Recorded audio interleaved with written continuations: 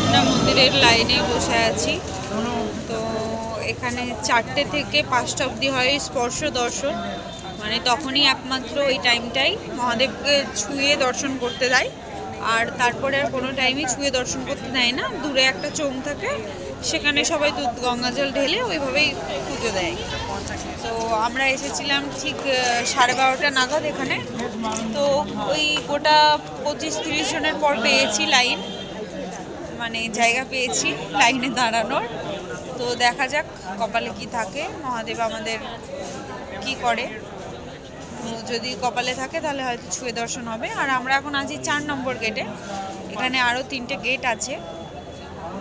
তো চারিদিকে আরও বিভিন্ন গেটে আরও তো লোক আছে। আমরা জানি না, বুঝতে পারছি না যে স্পর্শ দর্শন হবে কি না। এবার সবটাই মহাদেবের ইচ্ছে। তো চলো, হর হর Mahadev. Hello everyone, again welcome back to my channel. তোমরা সবাই কেমন আছো? আশা করছি সবাই খুব ভালো আছো, আর আমিও খুব খুব খুব ভালো আছি। তো হ্যাঁ, অনেক দিন পর আবার ভিডিও আপলোড দিচ্ছি। বিশেষ কিছু কারণে আমি কয়েকদিন খুবই ব্যস্ত ছিলাম, তো তার জন্য সময় মতো ভিডিও আপলোড করতে পারিনি। তো তোমরা তো দেখতেই পেলে আমরা বিশ্বনাথ মন্দিরে পুজো দিতে চলে এসেছি। তো এই যে এত বড় লাইনে আমরা বসে আছি। না না, আমরা খুব একটা পেছনে ছিলাম না, ওই আমরা ছিলাম সামনের থেকে 28 নম্বরে, মানে আমি ছিলাম 27 নম্বর আর আমার বর ছিল 28 নম্বরে। তো আশা করছি হয়ে যাবে খুব তাড়াতাড়ি। আর এই যে আমরা একটা ডালা নিয়ে নিয়েছি, দুজনে একটু শ্যুট করে নিচ্ছিলাম, ভিডিও শ্যুট। ওখানে একটা আর্মির দাদা ছিল, তো তিনি খুবই ভালো ছিল, তো সে করে দিচ্ছিল আমাদেরকে। আর তারপরে খুবই সুন্দরভাবে পুজো দিয়ে একদম কাশী বিশ্বনাথকে স্পর্শ দর্শন করে আমরা পুজো দিতে পেরেছি। আর তারপরে চলে এসেছিলাম চায়ের দোকানে এক কাপ চা খেতে, কারণ আগের দিন সারাটা দিন আমরা রৌদ্রের মধ্যে প্রচুর ঘুরেছি। তারপর সারা রাত লাইনে দাঁড়িয়ে মানে অনেক স্ট্রাগল করে পুজো দিয়েছি। তো বুঝতেই পারছো প্রচুর মাথা ধরে গেছিলো, তো এক কাপ চা তো খেতেই। তারপর এক কাপ চা খেয়ে হাঁটি হাঁটি পায়ে আমরা দুজনে বেরিয়ে পড়ি রাতের বেনারসটা ঘুরে দেখতে। প্রচুর হাঁটাহাঁটি করে আর পারছিলাম না, তারপর একটা টোটো করে সজ্জা হোটেল। আর এই যে দেখো সকাল হচ্ছিল তখন, কি সুন্দর লাগছিল পরিবেশটা। আর আমাদের মুখ দেখে তো বুঝতেই পারছো আমরা কত খুশি দুজনে। মানে আমরা ভাবতে পারিনি যে বিশ্বনাথকে আমরা স্পর্শ দর্শন করতে পারবো। আমি এর আগেও করেছি, আমি এর আগে যখন বাবা মায়ের সাথে এসেছিলাম তখনও স্পর্শ দর্শন করেই পুজো দিয়েছি। পছন্দের মানুষের সাথে স্পর্শ দর্শন করে পুজো দেওয়ার যে ব্যাপারটা, সেটা সত্যি আলাদা।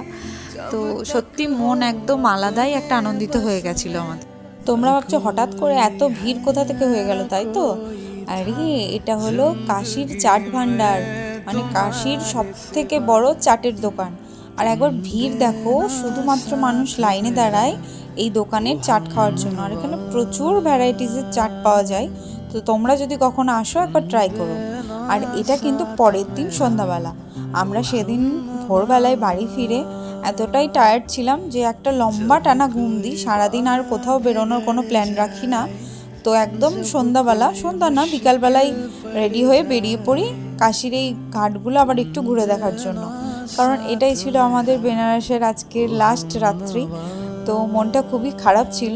আর তোমরা তো দেখতেই পাচ্ছ কত ভিড় এখানে।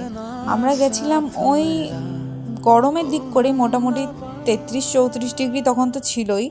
তো তার মধ্যেও এত ভিড়, মানে বুঝতে পারছো কাশীতে সব সময় ভিড় থাকে।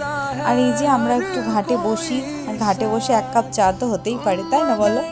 তো অনেকটা সময় আমরা ঘাটে কাটাই, মানে এ ঘাট থেকে সে ঘাট আমরা হেঁটে হেঁটে ঘুরে দেখি। তো তারপরে প্রায় তখন রাত 1টা বাজতে চলছিল। আর তখন আমরা অবশেষে আমাদের খাবার নিই। আর এখানে 80 টাকাতে খুব সুন্দর একটা থালির প্যাকেজ ছিল, তো সেটাই আমরা নিয়ে নিই। তারপরে আমরা হোটেলের উদ্দেশ্যে রওনা দিই।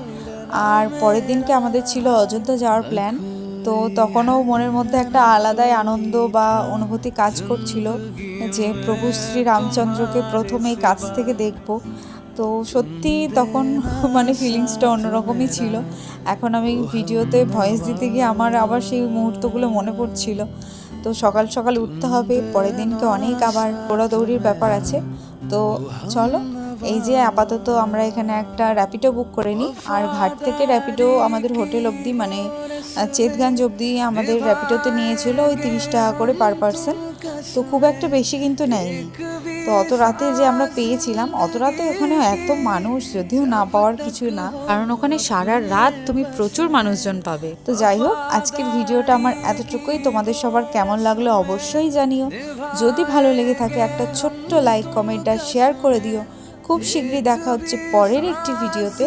ততক্ষণের জন্য সবাইকে টাটা, বাই। আরে দাঁড়াও দাঁড়াও, তো তাড়াতাড়ি চলে গেলে হবে? আমি কে বলো তো? তোমাদের সকলের আদরের সোনামি। আমি জানি অনেকেই আমাকে চেনো না, তো তার জন্য কি করতে হবে? আমার চ্যানেলটা সাবস্ক্রাইব করে তো আমাকে চিনে নিতে হবে নাকি?